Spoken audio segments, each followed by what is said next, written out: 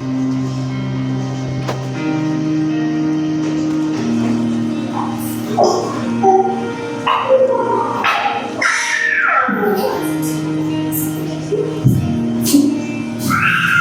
mga kalat dito.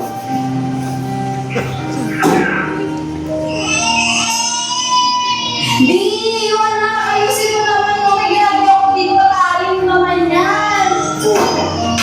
Parang ngayon, papataalim mo nga lang yung bata. Di mo pa magawa dito. May ginagawa ko, diba?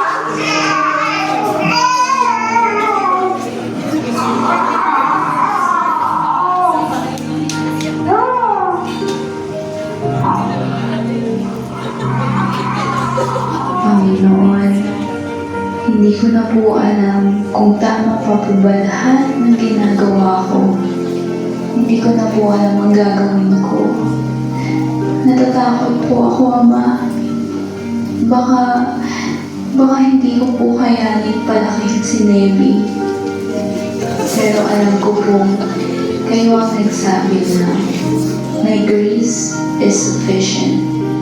Kaya kakapit lang po ako sa iyo, Panginoon. Tulungan mo po ako. Kami po ng asawa ko. Ikaw na po ang siyang bahala sa amin. Bigyan niyo po ako ng lakas sa araw-araw.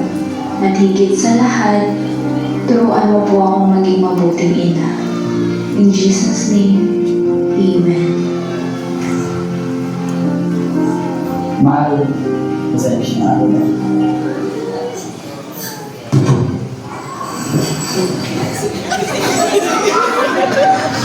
Hindi mo naman ako yung tsura mo. Ano po ginagawa natin dito?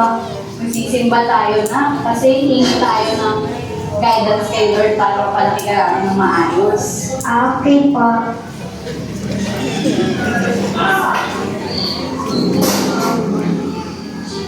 Kaya katulad ni John the Baptist, sinanap niya si Jesus Christ bilang kanyang Diyos at kapagligtas. So, sino sa inyo ang hindi na tumatanggap kay Jesus Christ at gusto niya tanggapin bilang kanyang Diyos at kapagligtas?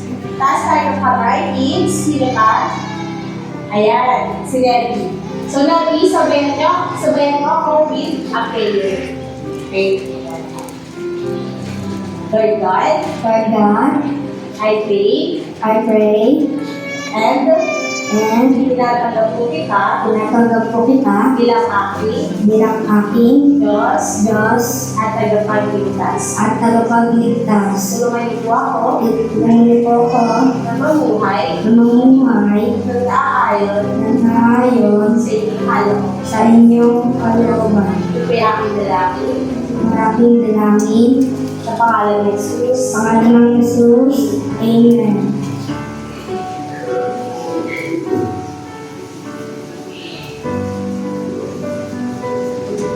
Ma, ano po ginagawa niyo? O, halika dito, anak ko ka dito. Kakabagaling, napawis ka na naman. Ako talaga. Nagpe-pray si Mama. Humingi ako ng sorry kay Lord kasi lagi kita napapagalitan, di ba? Sorry na ka. Tapos, laki rin ang pasasalamat ko kasi binigyan ako ng Panginoon na napakabait na anak. Gusto mo matutunan mag-pray, anak? Sige, pray tayo. Sundan mo si Mami, ha?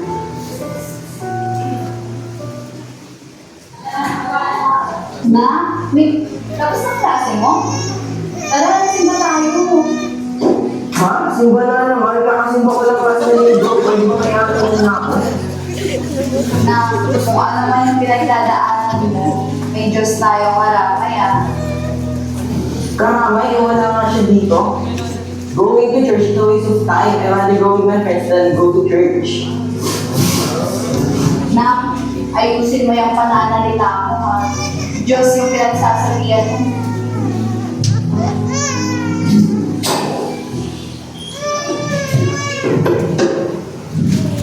Na, tara, simba tayo.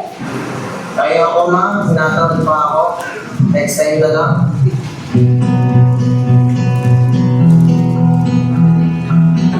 I want you to know when God made you my mother, He knew who I need.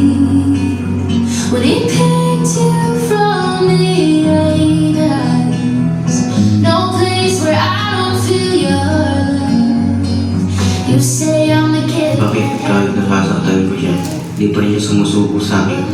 Bakit, ma? May tala din naman tayo computer. Kaya ka big ah. Lakas ng dota ng mga kalaban. Alam ba? Tama. Okay, so ito na tayo ng Yepi, may kiss kanina, hinahanap ko rin sa pati kang pumasok. Eh ako, kakagod ang pumasok. Hinahanap ko rin ang mga ko sa akin, pumasok ko yung hindi. Siya kami na yan, huwag mo sabihin na yung pumasok. Tapos ko rin sa mga hindi ko naman mga sa main ko eh. Ang boy, wait lang. Wait lang, next na ako boy, wait lang. Disconnect ko na yun. Wait lang. Yan na, yan na. Wala na, maganda ko yun. Alam mo, yan na. Uy, gagawin ko. Uy, Ang boy, yan na.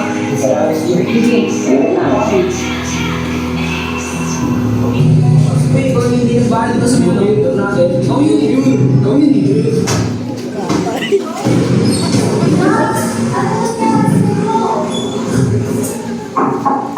Na, saan ka magaling? Bakit ganyan yung mukha mo?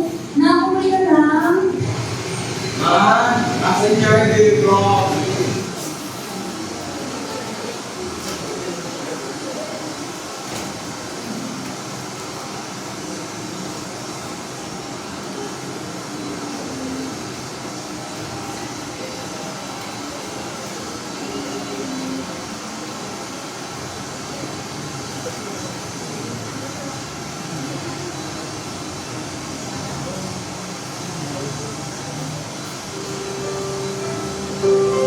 Panginoon, hindi ko na po alam kung paano. Pero alam ko pong kayo lang ang makakatulong sa akin. Aking inilalapit po sa inyo ang anak kong unting-unting lumalayo. Hindi lang sa akin, kundi pati sa inyo. Hindi na po siya sumasama sa church. Lagi na lang po siya may dahilan na group works, schoolwork. Pero, Panginoon, kayo ang higit na nakakaalam kung ano man talaga ang nangyayari. Kaya sa gabi ito, buong puso kong hinihiling.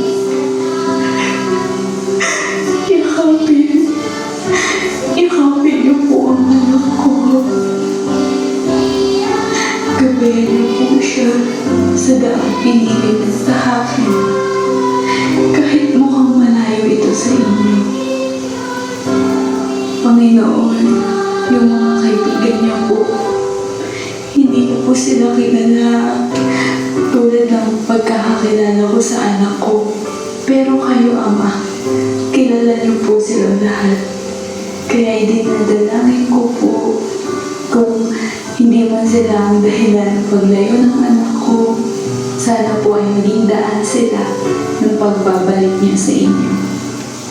Sa tuwing sinusubukan ko siyang kausapin, nauuwi lang po kami sa hindi pagkakaintindihan.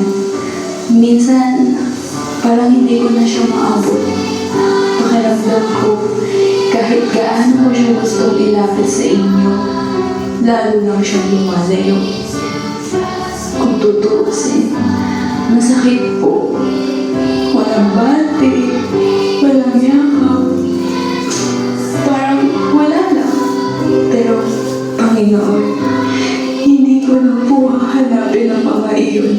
Ang hiling ko lang po, sana balang araw bumalik siya sa inyo. Gusto ko po siyang makitang masaya. Hindi lang po sa labas, kundi sa loob. Gusto kong makita ulit na masaya siya sa tuwing naglilingkod siya sa inyo. Gusto kong marinig ulit yung boses niyang buong pusong umaawit para sa inyo, Ama. Hindi po ako humihiling ng mamahaling regalo o kahit simpleng sulat. Ang tanging gusto ko lang po bilang ina ay makita yung anak kong muling lumalapit sa inyo. Alam kong hindi madali, pero kahit matagal, kahit mahirap, Panginoon, hihintayin ko siya. Kasi alam kong sa tamang panahon, kayo mismo ang kikilos sa puso niya. At habang nangyayari iyon, ako po ay patuloy na magdarasal. Hindi Jesus' name I pray. Amen. Nakuha mo yung charger mo? Okay na. Yan, saan mo kasi nilalagay. Dalawa kayo snacks kung ginawa. Kain tayo. Di ba?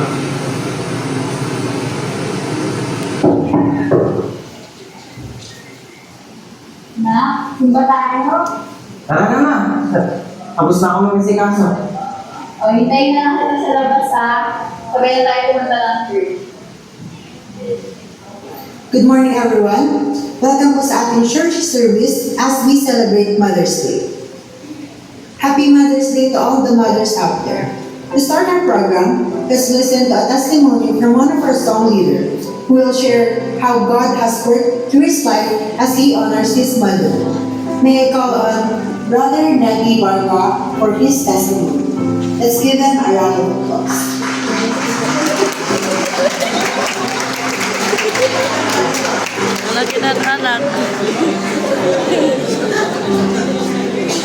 Good morning po. Happy Mother's Day po sa lahat po nandito ngayon. Tinanggap ko po ang Diyos bilang aking Diyos at tagapagligtas noong April 4, 2012. Gusto ko lang po i-share sa inyo kung gaano po kabuti ang Diyos sa buhay ko at pati na rin sa namin. Para po sa kaalaman ng lahat, laking simbahan po ako dahil bata pa lang ako, lagi na akong dinadala ng namin. At dahil doon, naging active po ako sa mga ministries. Pero hindi po naging madali ang lahat ng nag-Christian life ko. Habang lumalaki po ako, naging challenging po siya as I grow old. Dahil masyado po ako nagpapadala sa mga maabundong bagay ng kabataan. To the point na nag-aaway na po kami ni Mama dahil sa mga kapigasan ng komunidad.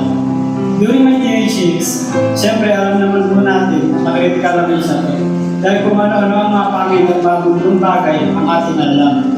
Dito din napapadalas kung pagiging mamarkada.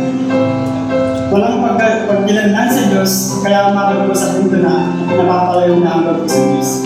Sa mama ko, sa simbahan, at naging shaking na po ang spiritual life. Dito po na wala yung pagiging required ko mag-serve sa Diyos at nawawala na ako ng gano'ng magsimba tulad mga pangit na influensya ng Diyos sa akin. Ngunit sa kabila ng lahat, nagpapasalamat po ako unang-una sa Diyos dahil kahit na mali ako ng landas, uli naman niya akong binalik at tinawag.